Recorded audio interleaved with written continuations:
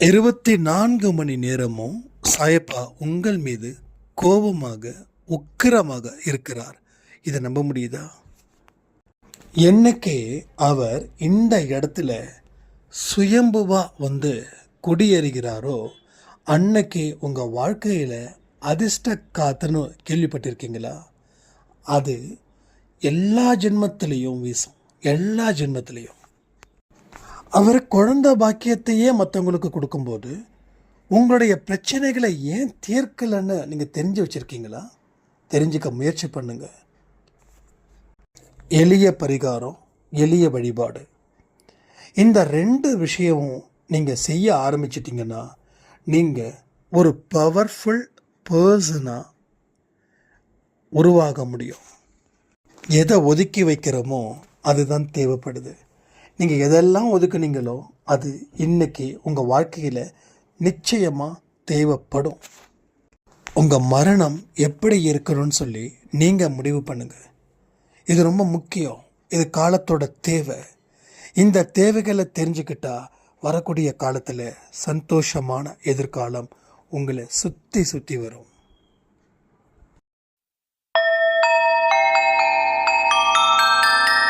ஓம் சாயிரா சாயிரா, ஓம் சாயிரா சாயிரா, ஓம் சாயிரா சாயிரா, அன்பே சாயிரா, பேரன்பே சாயிரா, அகிலம் தளிக்க ஆத்மா விழிக்க அனுதினம் சாயிரா, எங்கள் அன்பே சாயிரா.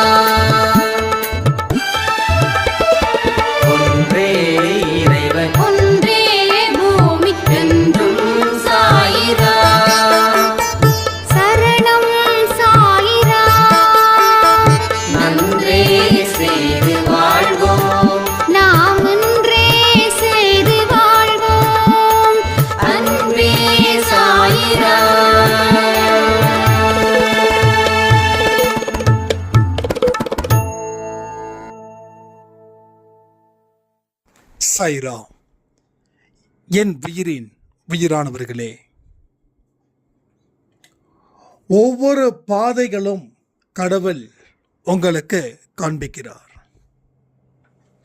அவர் காண்பிக்க கூடிய அத்தனை பாதையிலையும் தயங்காம பயணத்தை நீங்க செய்யணும்.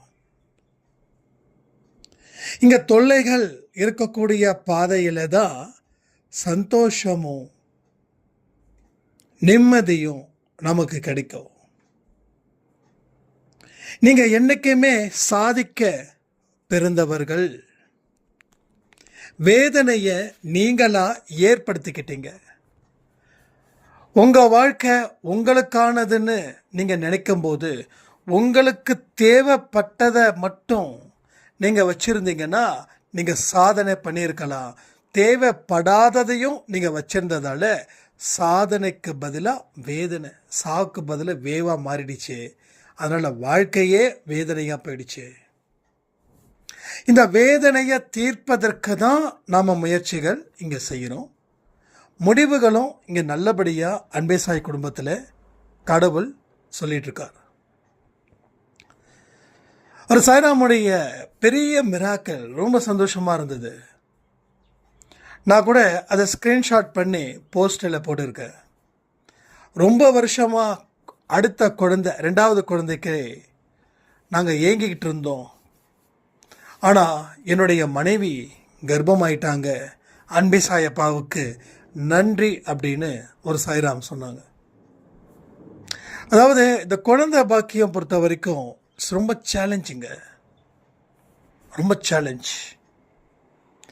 எவ்வளவு பெரிய கோடீஸ்வரனாக இருந்தாலும், எவ்வளவு பெரிய ஏழ்மையாக இருந்தாலும், எவ்வளவு பெரிய பக்தனாக இருந்தாலும், எவ்வளவு பெரிய நல்லவனாக இருந்தாலும் கடவுளுடைய அருள் இல்லைன்னா இங்கே குழந்தை பாக்கியம் ரொம்ப கஷ்டம். அதுக்காக குழந்தை பாக்கியம் இல்லாதவங்கள நான் சொல்கிறேன்னு நினைக்க வேண்டாம்.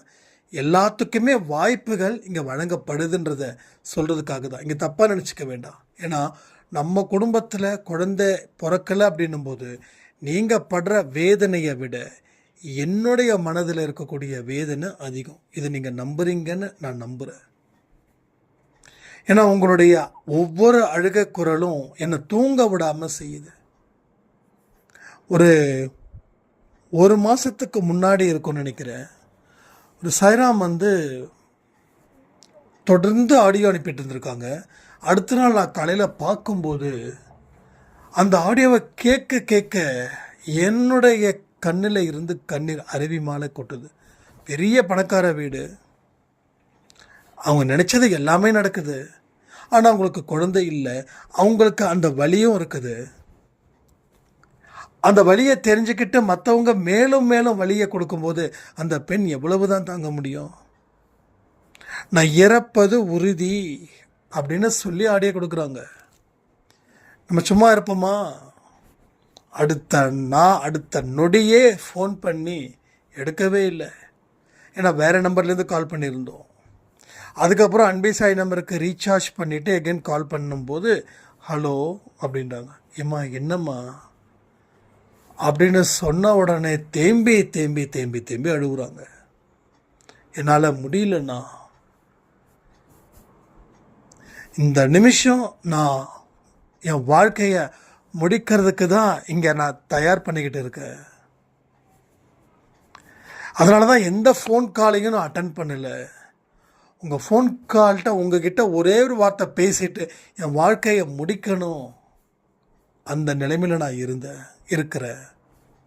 அதுக்கப்புறம் நான் அவங்கள நிச்சயமாக சொல்கிறேன், அவங்கக்கிட்ட நான் சமாதானமாக பேசலை, அவங்கள பயங்கரமாக திட்டினதுக்கப்புறம் அவங்க பயங்கரமாக அழுதாங்க.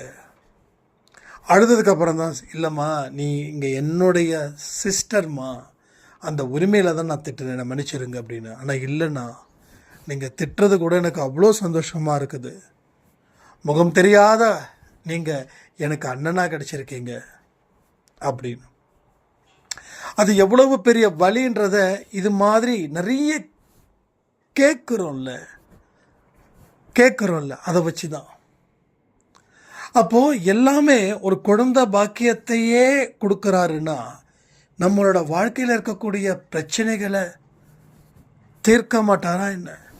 சாரி, அந்த சாய்ராமுடைய நேம் மஞ்சுளா. அந்த மஞ்சுளா சாய்ராமுக்காக இங்கே நிச்சயமாக நாம் தினந்தோறும் பிரார்த்தனை செய்யணும். சரிங்களா? மஞ்சுளா சாய்ராம் குழந்தை பாக்கியம் இல்லை, அவங்க இப்போ கொஞ்சம் நார்மலாக இருக்காங்க, கொஞ்சம் போல்டாக இருக்காங்க, அதனால் ப்ராப்ளம் இல்லை. ஆனாலும் அவங்களுக்கு எப்போ ப்ராப்ளம் இல்லைன்னா, என்னைக்கு அவங்க கர்ப்பமாக இருக்காங்களோ அன்னைக்கு தான் அவங்களோட ப்ராப்ளம் சால்வ் ஆகுது. ஸோ அவங்களுடைய குடும்பம் தான் நம்ம குடும்பம், நம்ம குடும்பம் தான் அவங்க குடும்பம். அந்த குடும்பத்தை நினச்சி, நம்ம குடும்பத்தை நினச்சி நீங்கள் பிரார்த்தனை செய்யணும். ஸோ அதே போல் இங்கே பிரார்த்தனைகள் மூலமாக வாழ்க்கை மாறிக்கிட்டே இருக்குது. உங்களுக்கு பிரார்த்தனை நேரத்தில் சில நேரத்தில் பார்த்தீங்கன்னா யாரும் வைக்கிறது இல்லை. அதனால தான் பிரார்த்தனை சம்டைம்ஸ் கொடுக்க முடியறது இல்லை. இல்லை நீங்கள் வச்சாலும் அது சம்டைம்ஸ் எங்கள் நாலேஜுக்கு வராமலும் போகுது. அதனால் நீங்கள் வைக்க வேண்டியதை அந்த சேனல் கீழே இருக்கக்கூடிய கமெண்ட் செக்ஷனில் நீங்கள் வச்சுருங்க. நம்ம ப்ரே பண்ணாட்டியும் ஆடியோ வந்தாலும் வராட்டியும் அவங்க என்னென்ன யார் அந்த கமெண்ட் செக்ஷனில் வச்சுருக்காங்களோ அத்தனை பேருக்காகவும் பிரார்த்தனைகளை நீங்கள் செய்யணும். அன்பே சாயிலே கமெண்ட் வைங்க. அதே மாதிரி சாய் குரு அதுலேயும் கமெண்ட் வைப்பீங்களா? ஏன்னா வைக்கணும். அப்படி தான் நம்ம கடவுள் நம்மக்கிட்ட எதிர்பார்க்குறார். நம்ம கடவுள் நம்மக்கிட்ட ஏன் எதிர்பார்க்குறாருன்னா, உன்னுடைய உள்ளம் என்று தூய்மையாக இருக்கிறதோ அன்று உன்னுடைய மனதில் குடிபெயருவேன். இந்த பாருங்க, இந்த வார்த்தைகளை தயவு செய்து மறக்காதீங்க. உன்னுடைய மனது என்று தூய்மையா இருக்கின்றதோ அன்றைக்குத்தான் உன் மனதில் குடியேறுவேன். திரும்பவும் சொல்லட்டுமா? இந்த ஆடியோ முடிஞ்சதுக்கப்புறம் கமெண்ட் பண்ணுறீங்களா? என்று உன் மனம் தூய்மை அடைகிறதோ அன்றுதான் உன் மனதில் நான் குடியேறுவேன். ஆக மொத்தம் அவர் குடியேறல, அவர் உலாவிக்கிட்டு இருக்காரு. அவர் எங்கே உட்கார்றாரோ அந்த இடம் சொர்க்கம். ஸோ நம்ம கண்ணுக்கு முன்னாடி தென்படுகிறார், நம்மளை பார்க்குறாரு, நம்ம கூட இருக்கிறாரு, ஆனால் நம்ம வீட்டில் இல்லை. உங்களுக்கு பிடிச்சவங்க திடீர்னு உங்களை விட்டு சண்டை போட்டு வீட்டை விட்டு வெளில போகிறாங்க, ஆனாலும் அப்பப்போ வராங்க, ஆனால் உங்கள் வீட்டில் குடி வரல. அப்போ உங்களுக்கு என்ன தோணும்? வீட்டிலே இருந்தால் நல்லா இருக்குமே, இவர் போயிடுறாரு அப்படின்னு உங்களுக்கு தோணுமா தோணாதா? இந்த பிரிஞ்சவங்க மறுபடியும் சேர்றது கொஞ்சம் ஆரம்பத்தில் கொஞ்சம் கஷ்டமாகவே இருக்கும். அப்போ நமக்கு தோணும், இங்கே இருந்தால் நல்லா இருக்குமே, இங்கே இருந்தால் நல்லா இருக்குமேன்னு நாம் நினைப்போம்ல. அதுபோல் இதுவும் நடக்குதுங்க. ஸோ அவர் நம்ம முன்னாடி தான் போகிறாரு வராரு, ஆனால் அவர் நம்ம இதயத்தில் குடியேறலை. ஸோ இதயத்தில் எப்போ குடியேறுவார்? எப்போ நீங்கள் மற்றவங்களுக்காக உங்கள் வாழ்க்கையை தியாகம் பண்ணுறீங்களோ. அதாவது தியாகம் அப்படின்றது உங்கள் சந்தோஷத்தை தொலைச்சி தியாகம் சொல்லலை. மற்றவங்களுக்காக பிரார்த்தனை செய்கிறது தான் நான் தியாகம்னு சொல்கிறேன். ஏன் இந்த வார்த்தையை சொல்கிறேன் அப்படின்னா, இங்கே அவங்கவுங்க குடும்பத்துக்காக மட்டும்தான் 10 நிமிஷம் அரை மணி நேரம் சேர்த்து பிரார்த்தனை பண்ணுறாங்க. ஆனால் மற்றவங்களுக்காக செய்யக்கூடிய பிரார்த்தனை பார்த்திங்கன்னா ஜஸ்ட் 1 மினிட் போகுது. எவ்வளோ? 1 மினிட் போகுது. அந்த 1 மினிட் பிரார்த்தனைகள் மூலமாக எதுவுமே பெருசாக மாற்றங்கள் உங்கள் எண்ணங்களில் நடக்காது. இப்போ உங்கள் மனசு தூய்மை அடையணுன்னா இந்த மாதிரி பிரார்த்தனைகளை வச்சுருக்காங்களே, இவங்களுக்காக நம்ம பிரார்த்தனை செய்யணும்னு அந்த துடிப்போட செய்யும்போது 1க்கு 10 வார்த்தை உங்களை மீறி வரும் தெரியுமா? அந்த மீறி வரக்கூடிய வார்த்தைகள் தான் உங்கள் எண்ணங்களை சுத்தப்படுத்திக்கிட்டு இருக்குதுன்னு அர்த்தம். சாயப்பா உங்கள் மனதில் குடியேற போகிறார் அப்படின்னு அர்த்தம். இதுதான் பாயிண்ட், புரிஞ்சுக்கணும். அதுக்கு தான் அந்த வார்த்தையை சொன்னேன். என்று உங்கள் மனது தூய்மை அடைகிறதோ அன்று இறைவன் உங்கள் மனதில் குடியேறுவார். அவர் குடியேறக்கூடிய இடம் சகல சந்தோஷமும் செல்வமும் புகழும் ஓங்கி பெருகும். சரியா? இது உண்மைதானே? ஸோ சுத்தமான மனசில் தானே கடவுள் இருப்பார். கடவுள் இருந்தால் தானே வாழ்க்கையில் வாழ முடியும். இதை எல்லாரும் நம்புகிறோம் இல்லை? நம்பாதவங்க யாராவது இருக்கீங்களா? அப்போ என்ன பண்ணாலும் திறமைகள் இருந்தாலும் வாழ்க்கையில் ஜெயிக்க முடியலன்னா உங்களுக்கு அவர்கிட்ட இருந்து சிக்னல் வரல. அப்போ என்னமோ ஒரு குறை இருக்குது, அந்த குறையை சரி பண்ணு. வாழ்க்கை அவர் வந்துட்டா எல்லாமே உங்களுக்கு தேவையான அத்தனை சந்தோஷமும் அத்தனை மகிழ்ச்சியும் உங்களுக்கு ஆனந்தத்தில் இருக்கும், உச்சத்தில் இருக்கும். ஸோ இதை தான் நம்ம புரிஞ்சுக்கணும். எப்பயுமே இந்த மாதிரியான விஷயங்களை தான் நீங்கள் கையில் எடுக்கணும். ரொம்ப கஷ்டமானதெல்லாம் எதுவுமே வேண்டாங்க, எதுவுமே வேண்டாம். ஜஸ்ட் சிம்பிளாக ஆரம்பிங்க, ரொம்ப சிம்பிளாக ஆரம்பிங்க. இதெல்லாம் ஆரம்பித்தா நடக்குமா? நடக்கும். இதையெல்லாம் ஆரம்பித்தா தான் நடக்கும். இது எல்லாம் ஆரம்பித்தா தான் நடக்கும். ஸோ இதுதான் நம்ம இங்கே கோட் பண்ணுறோம். என்ன பண்ணுறோம்? லைஃப் சிம்பிளாக வாழு, எளிமையாக இரு, எளிமையாக இரு. இந்த பந்தா பகட்டு ஆடம்பரம் அது இது எதுவுமே வேண்டாம். உன்னை விட உயர்ந்தவர்களும் உலகத்தில் இல்லை, உன்னை விட தாழ்ந்தவர்களும் உலகத்தில் இல்லை. நிறைய பேர் சொல்லுவாங்க, உன்னை விட உயர்ந்தவர்கள் இருக்காங்கன்னு நினச்சி நீ கொஞ்சம் தாழ்மையோடு வாடுன்னு. நான் என்ன சொல்கிறேன், யாரும் மேலேயும் இல்லை, யாரும் கீழேயும் இல்லை. அப்போது யாராவது மேலே உயர்ந்து இருக்கிறாங்க, எல்லாரும் உயர்ந்ததாக நம்ம பார்க்கணும் அப்படின்னா நமக்கு கீழே இருக்கிறவங்கள நம்ம எந்த காரணத்தை கொண்டும் மதிக்கவோ அவங்களுக்கு மரியாதை செலுத்தவோ நாம் செய்யவே மாட்டோம். ஸோ மதிக்கவும் மாட்டோம், மரியாதை செய்யவும் மாட்டோம்.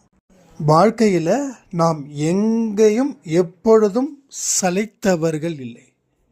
அப்போது ஒருத்தவங்களை உயர்ந்த இடத்துல நீங்கள் வச்சிங்கன்னா இன்னொருத்தவங்களை தாழ்ந்த இடத்துல நீங்கள் வைப்பீங்கன்னு அர்த்தம். ஸோ எப்படி நல்லா புரிஞ்சுக்கணும். அப்போது சரிசமமான இடத்துல எல்லாரையும் வைங்க. ஸோ யாரும் உயர்ந்தவங்க இல்லை, யாரும் தாழ்ந்தவங்க இல்லை. நான் எல்லாருக்கிட்டையும் ஒரே மாதிரியான மனநிலையில் தான் என்னால் இருக்க முடியும். இருப்பேன்னு சொல்ல வேண்டாம், இருக்க முடியும். எல்லோரையும் ஒரே மாதிரியான மனநிலையில் தான் நான் பார்ப்பேன். எல்லாருக்கும் ஒரே மாதிரியான அன்பை தான் நான் கொடுப்பேன். பிடித்தவங்களுக்கு தனி அன்பு, பிடிக்காதவங்களுக்கு தனி அன்பு அப்படிலாம் இல்லை. ஃபார் எக்ஸாம்பிள், ஒரு பஸ்ஸில் ட்ராவல் பண்ணுறீங்க, உங்கள் குழந்தைய நீங்கள் மடியில் உட்கார வச்சுருக்கீங்க, இன்னொரு அம்மா குழந்தைய தூக்கிட்டு நிற்கிறாங்க. அப்போது அந்த குழந்தையையும் உங்கள் மடியில் உட்கார வைக்க இடம் கொடுக்கணும். இது ரொம்ப முக்கியம். ஓகே, இல்லைனா உங்கள் குழந்தைகிட்ட கேட்கணும், நீ ஒரு 10 நிமிஷம் நிற்கிறியாமா, நான் இந்த குழந்தை பாப்பா வச்சுக்கிறேன், ஒருவேளை இடம் இல்லைன்னா. அது மாதிரி. ஏன்னா உங்கள் குழந்தைக்கும் கொஞ்சம் நிற்கும்போது கொஞ்சம் ரிலாக்ஸ் பண்ணுவாங்க இல்லையா, அது மாதிரி. அப்போ நீங்களும் ஹாப்பி, அவங்களும் ஹாப்பி, அவங்களும் ஹாப்பி, நீங்களும் ஹாப்பி, உங்களை பார்க்குற கடவுளும் ஹாப்பி. ஸோ கடவுளை குளிர்ச்சி ஆக்கணும். கடவுள் இப்போ எப்படி இருக்காருன்னா, ஒரு உக்கரமாக இருக்கார். சீரியஸாக ஏன் உக்கரமாக இருக்காருன்னா, நம்ம வாழ்க்கையில் எதையுமே சரியாக செய்ய முடியல. பாவங்களை தொடர்ந்து செய்கிறோம், புண்ணியங்களை தொடர்ந்து தொலைச்சிக்கிட்டே இருக்கோம். பாவங்கள் செய்கிறதால புண்ணியங்களை தொலைக்கிறோம். அப்போ கடவுள் என்ன நினைக்கிறாரு? ஒன்றும் இல்லைங்க, உங்கள் குழந்தை இருக்காங்க, அவங்களுக்கு 10-12 வயசு ஆகுது. அப்போது அந்த குழந்தை படிக்கலைன்னா நீங்கள் காளி அவதாரம் எடுக்கிறீங்களா இல்லையா? நாக்க நீட்டிக்கிட்டு, டேய் படிக்கிறியா இல்லையா, இல்லைன்னா பூரிக்கட்டை சப்பாத்தி கட்டை எல்லாம் பறந்துடும் அப்படின்னு சொல்கிறீங்க. எத்தனை வார்த்தைகளை கொட்டுறீங்க தெரியுமா? அதெல்லாம் தப்பு. நிஜமாக சொல்லலாம், தப்பு. எல்லா குழந்தைக்கிட்டையும் அது உங்கள் குழந்தை தான், இல்லைன்னு சொல்லலை. ஆனால் அந்த குழந்தையோட ஆன்மாவுக்கு மரியாதை கொடுக்கணும். புரியுதா? அது அப்புறம் பேசிக்கலாம், பாயிண்ட் இல்லாட்டி வேற எங்கே போயிடும். அப்போ என்ன ஆகுது, நம்ம குழந்தைக்கு எல்லாமே பண்ணி கொடுத்துட்டோம். நல்ல படிப்பு, நல்ல ஸ்கூலு, நல்ல ஒரு அட்மாஸ்ஃபியரை நம்ம க்ரியேட் பண்ணியிருக்கோம். ஆனால் அந்த குழந்தை ஏன் நம்ம சொல் பேச்சை கேட்கல? என்ன பிரச்சனை? எவ்வளவு நல்லா இருக்கலாம் நம்ம சொல்கிறத கேட்டால். கரெக்டான ஆரோக்கியமான ஃபுட்டு கொடுக்குறோம், என்டர்டெயின்மெண்ட்டுக்கு நல்லா உருவாக்குறோம், ஃப்ரெண்ட்ஸ் கூட பேசுகிறானா பேச அலோவ் பண்ணுறோம், வெளியில் போகணுமா அலோவ் பண்ணுறோம், கேம் ஆடணுமா அலோவ் பண்ணுறோம், கேட்டதை வாங்கி கொடுக்குறோம். ஆனால் பையன் எல்லா சப்ஜெக்ட்லேயும் ஆவரேஜ் மார்க்கு. அப்போ உங்களுக்கு கோபம் வருமா வராதா? நீங்கள் சொல்லுங்கள். இல்லை சிரிச்சுக்கிட்டே இருப்பீங்களா?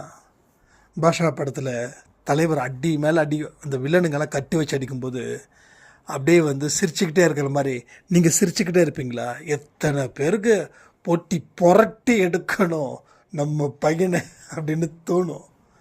ஏன் தோணுதுன்னா, அவங்க தோன்றது தப்பு சொல்ல மாட்டேன். ஏன்னா அவ்வளவு எதிர்பார்ப்பாக நீங்கள் அவங்க குழந்தை மேலே வச்சுருக்கீங்க. அந்த குழந்தை உங்கள் சக்தியை மீறி குழந்தைங்களுக்கு செலவு பண்ணுறீங்க. சரிதானே?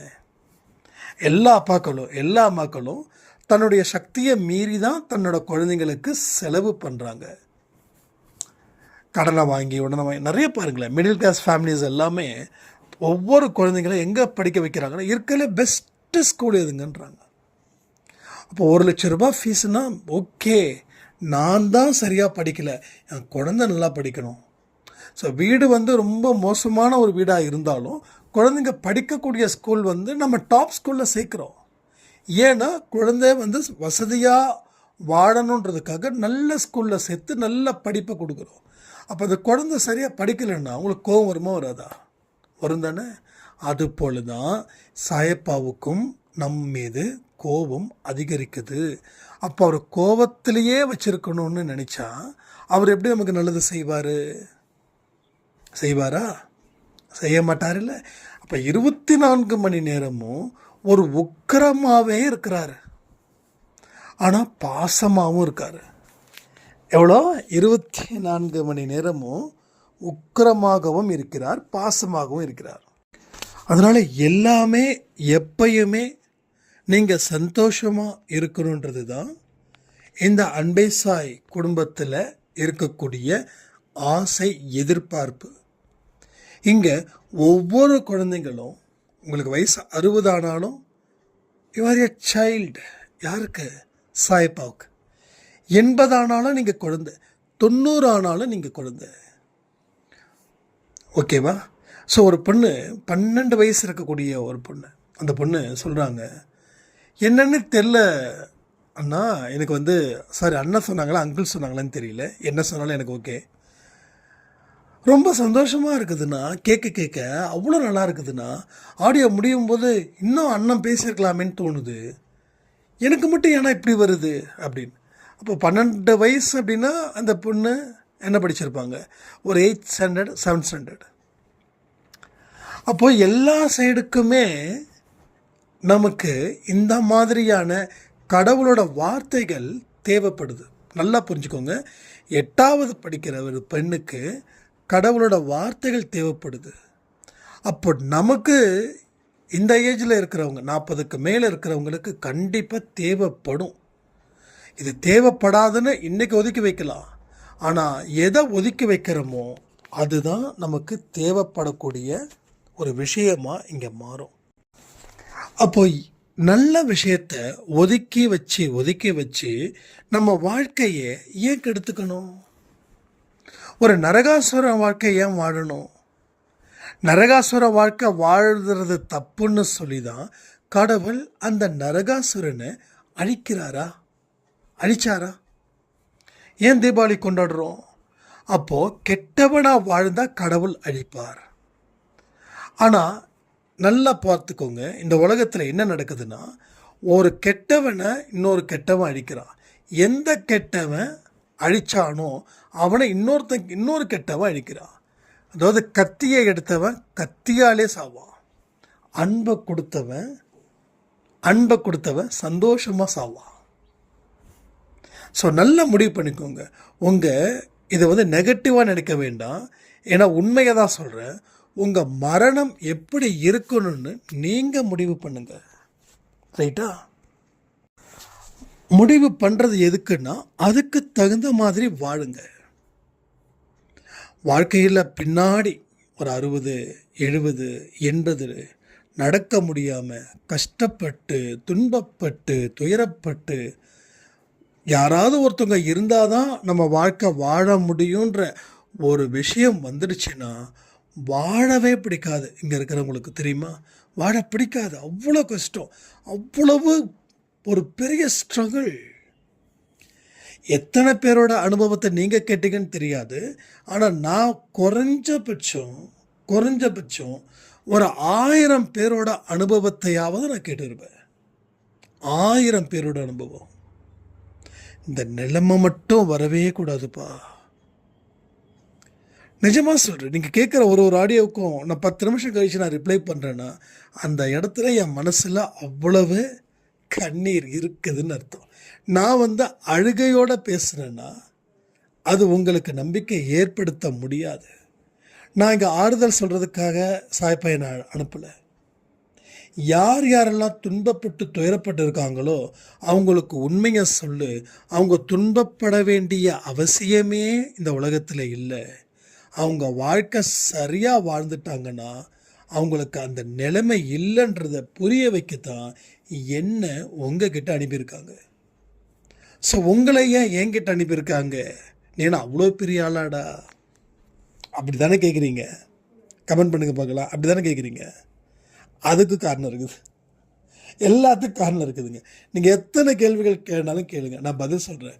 ஏன்னா கேள்விகளையால் என்னை அவர் தான் நிரப்பியிருக்காரு, பதில்களாலையும் அவர் தான் என்னை நிரப்பியிருக்கார். இது உண்மை, இது சத்தியமான வார்த்தைகள்.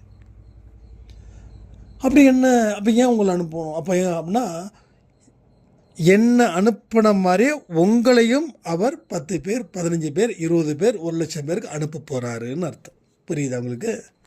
என்னை எதுக்கு தேர்ந்தெடுத்தாரு? நீ என்னை நீ வணங்கினதால உனக்கு நான் நிறைய கொடுத்தேன்.